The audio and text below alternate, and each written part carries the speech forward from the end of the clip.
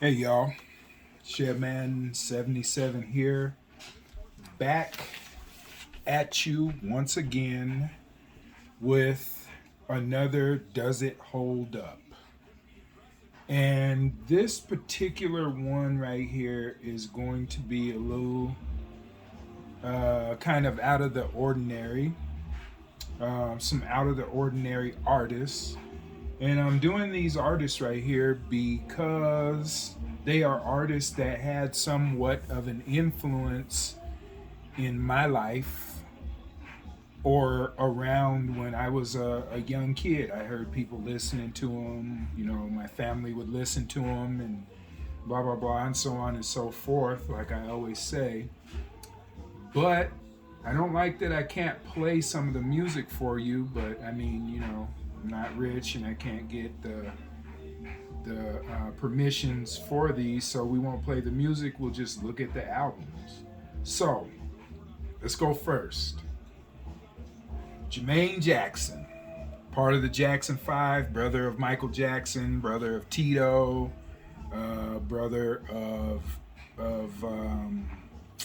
Janet Jackson, son of Joe Jackson, part of the Jackson clique. This one's called Jermaine Jackson, Let Me Tickle Your Fancy. This thing right here came out in, when did this thing come out?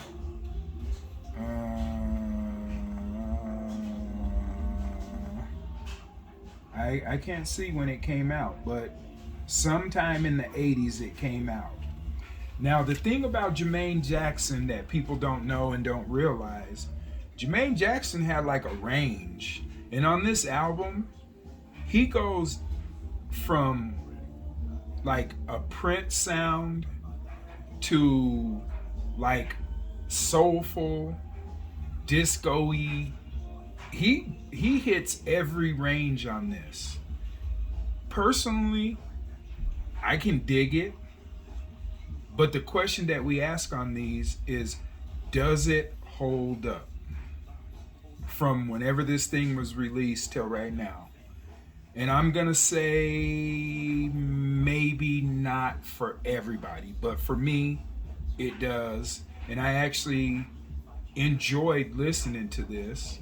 It was cool to put something different in my brain, something kind of not out of the ordinary. But does it hold up for 2024? Does it actually hold up for what I would say for everybody? I'm going to say no, but for me, it holds up very well. And if you notice, I didn't name any of the songs off of it because really there's no songs on here that anybody would really know. But does it hold up for me? Sure. For everybody, no. Now, we're going to move on to the beast of all beasts when it comes to funky soul 80s music. Rick James, Street Songs. When this album right here hit the scene, okay, I remember when this album came out, okay, and this thing was nasty. Anybody who was pretty much anybody in the how I grew up and the type of people who I grew up who look like him and who look like me was bumping this. Obviously, the rest of the world was bumping it, but the people who I grew up around was bumping them some Rick James. The younger type of people were bumping Rick James. Street Songs. This thing came out in, let's see, when did this thing come out? 1981 is when Street Songs came out. 1981. And it came out on Motown. A lot of people don't realize that Rick James was on Motown for years. And if you listen to Rick James's albums, on some of the songs you can hear the Temptations in the background. Okay? But he did a lot of writing and arranging on some of the 80s Temptations albums that came out, like that song Standing on the Top, and that album. That was a Rick James. If it wasn't for Rick James, that album wouldn't have ever even came out. And on this album, Rick James is talking a lot of stuff that was going on there in the 80s. Like Ghetto Life, Mr. Policeman, Below the Funk, Past the J. Those albums are talking about literally street life. He came out of Buffalo, New York. And then the things that make people look at this album and think that this album is like some kind of like, I don't know, joke or something is Super Freak. You know, MC Hammer did that one. Give It to Me Baby. You know, they put those on commercials and all that other stuff. But really, in reality, this is not a joke album. This is a serious album. And Rick James was a serious artist that could play that bass. He could play guitar. He could arrange an album. And this was a serious album. So the question that we ask on this, does it hold up? Does Rick James street songs hold up if you're serious about music, soul music, funk music, if you're serious about it? This thing holds up. You can listen to it from front to back and back to front, both sides of the album. So yes, 2024 Rick James street songs does hold up. And look at him. He's a bad boy. A bad boy. You know how many balls it takes to wear that outfit? And he pulled women and had women. Like, he was legitly a bad boy. So anyway, Rick James street songs, 1981, Motown Records. Yes, this does hold up. Okay, moving on. We got good old George Benson. For those of you who don't know who George Benson is, the name of this album is Gimme the Night. I don't know if you've ever heard it, but that is one of his most famous in people who won't know about jazz and stuff like that, fusion and all that other stuff. George Benson, Gimme the Night. Gimme the Night is basically the title song off this album. This album came out on Warner Brothers, and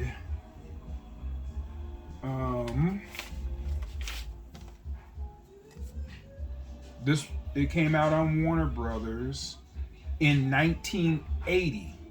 And if you look, this guy right here, that's Quincy Jones. If you like Michael Jackson, and almost any like big name soul singer or popular singer from the 80s, then you like Quincy Jones. Quincy Jones was a bad boy. But this album right here, Gimme the Night, side one, has Love X. Let me see. They got this thing weird. Let's see if we can get this, because I don't feel like turning it around and okay, I see how it goes. So side one is Love X Love, Off Broadway, Moody's Mood, Gimme the Night, and then side two has What's on Your Mind, Love Dance, Start of a Story, Midnight Love Affair, and Turn Out the Lamplight. This is a super jazzy album, okay? He does the where he uses his voice to like create harmony and melody and stuff in it. Guitars, saxophones, basically jazz stuff. It's a great album. It's a nice chill back, lay back, drink, smoke, kick it, nice mood, set the mood, chill back. You can put it on. You don't have to worry about really doing anything with it until you turn it over. So, from 1980 till 2024, does George Benson Gimme the Night album actually hold up? Yes, it does. It does. And if you like music, like truly, really, truly like music, you'll like George Benson Gimme the Night. So, yes, it does hold up. Now, we're going to have some, we're going to have a little commentary right now. So I just got done watching The Little Dirk on Amazon Prime, the actual concert that he put on Amazon Prime. And the reason why I'm talking about this is because I have kids that are 14, 19, and 26 years old. And sometimes I don't know what the hell is going on with these kids. I look at their style, I look at how they think, and I really just don't get it. And sometimes when you listen or hear their music, it scares the hell out of you as being a parent.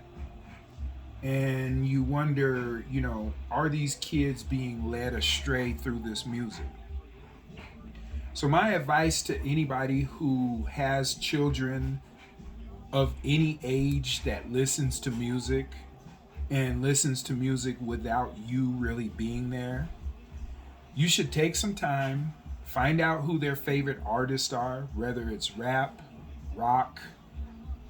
I don't even know, is there such thing as rock, but anymore, but rap, popular music, country, horror rock, horror rap, whatever the genres are today. Take some time, sit down, and listen to it. And I'm glad I actually took the time to sit down and listen to the people who I seen hanging up on my kid's wall, XXXTentacion, Trippie Redd, Lil Durk, King Von, Machine Gun Kelly, and then with my older son, he listened to that Odd Future, who had the Tyler the Creator in there. He was listening to some other underground stuff. And I'm glad I sat down and listened to it, because what it did was it let me actually understand as basically a whole of what these kids are going through. And sometimes we look at these kids and we're like, you guys are tripping, man. You guys got everything. We try our best to give you everything, give you all the things that we never had. You know, back in the day, to get a pair of Air Jordans, it was like robbing a bank, you know, to get a pair of Air Jordans. Me personally, I had to work my ass off to get one pair of Air Jordans every year. My kids, 2-3 pair of Air Jordans. My daughter, I paid $200 and something for these tear off Nike Air Force Ones that you literally tear them apart. And I know that sounds ridiculous, but you know, you think that getting these kids these things, you know, is gonna make them be happy or whatever, but really in reality, you're kind of just doing it for yourself because you didn't get it.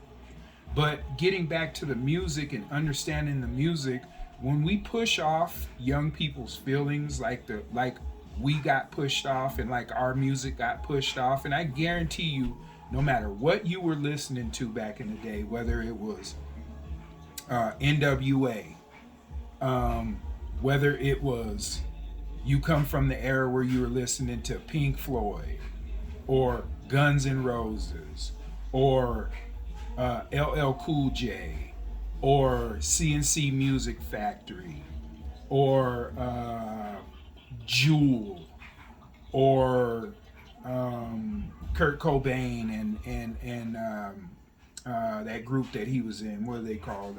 They had the album Smells Like Teen Spirit. um, or Nine Inch Nails or Sepultura or whatever you was listening to, I guarantee you older people were saying, "What is this stuff? Why are you listening to this stuff? I don't even understand it. You can't even hear the words and all that other stuff." But really, in reality, it was poignant for the time, and it was describing the time. So all the people that didn't understand what we were going through, they basically have been pushed off to the wind. And we're like, hey, if you guys can't understand it, then whatever. And we're gonna have our own little subculture, which in return, those subcultures kind of go deep, and that's when you start seeing things that maybe could have been talked about and worked through becoming an epidemic, like crystal meth and people doing too many drugs and kids having young teenage pregnancies because nobody was really like paying any attention to them. But I don't want to go too deep into that and start putting commentary out there that'll get me a lot of feedback and stuff like that. The only thing I'm saying is, if you have kids, a good way to actually understand them and understand what they're going through is to actually sit down and listen to the music that they're listening to, and at least act like you're interested in the things that they're interested in, no matter if you understand them or if you don't understand them. Maybe you'll get an understanding for what it is that your child, your grandchild, your niece, your nephew, your cousin's child, whoever it is, your next door neighbor kid, maybe you'll get a little bit more understanding, and maybe you'll be able to create a lasting relationship, or maybe help a kid out that might be going through some things. But anyway, Chevman 77, short for Chevman 1977. That's where you find me on YouTube.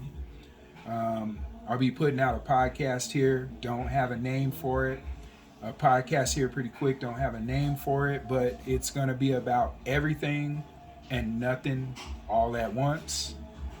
That commentary is kind of a little bit of